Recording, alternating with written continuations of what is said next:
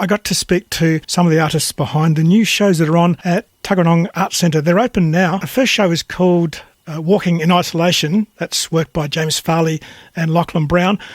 But the people I spoke to were Christina Lowry, who has a show called MEMENTO, VIVERE, or Remember to Live, and Emma CROCKER and ELSPETH ROWELL with Secure Escape. There are 3 shows. We're talking about 2 of them specifically. I might start with Christina, because when you come into the Tuggeranong Arts Centre, that's the show you see first.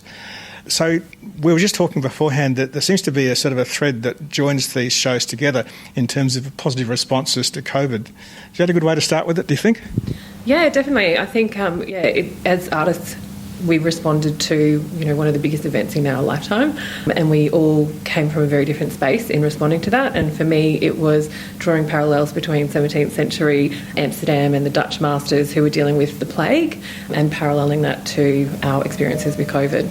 Yeah, so Christina's works, when you look at them from a distance, you go, I'm actually in a space with Vermeers and so forth. We're not really, but that's certainly a big influence there. Yeah, definitely. When I was in my 20s, I went to Amsterdam and I saw an exhibition of Rembrandt's and Caravaggio, and they had the 2 artists side by side, and it was just absolutely breathtaking. And I am no painter, but you are a photographer. I'm a photographer, and the chiaroscuro style has just stuck with me, and it's been something that I've worked on kind of commercially with my clients, and lockdown gave me a chance to create just an exhibition focused on that.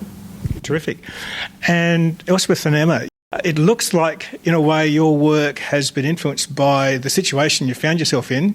Basically, you couldn't get access to kilns.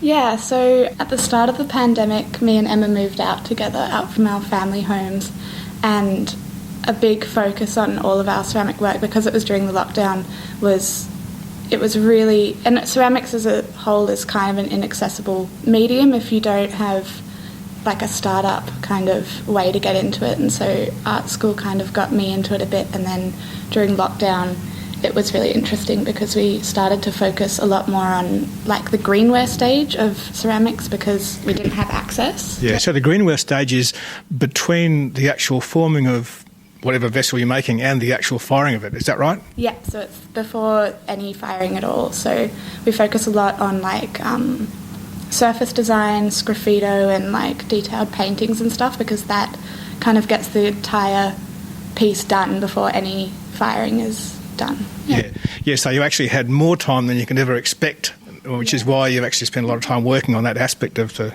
ceramics. Yeah, exactly. I think we've gone a little crazy. We're doing things really late at night, and just sitting through lockdown, especially in Canberra, we just sit for days and just carve little things into our pots and do very intricate little paintings, and I think that comes through in the work. Yeah, so Elspeth and Emma's works all together there. In fact, I thought as I wandered through I could work out which one's which, but no, you kept on changing that on me. I think Elspeth's tends to have a more textual base, is that right? Yeah, I love the texture that sgraffito and etching brings, and I think that texture is a really interesting one you can get like early on in the pieces before any firings. You can kind of experiment with all of that, which was really interesting.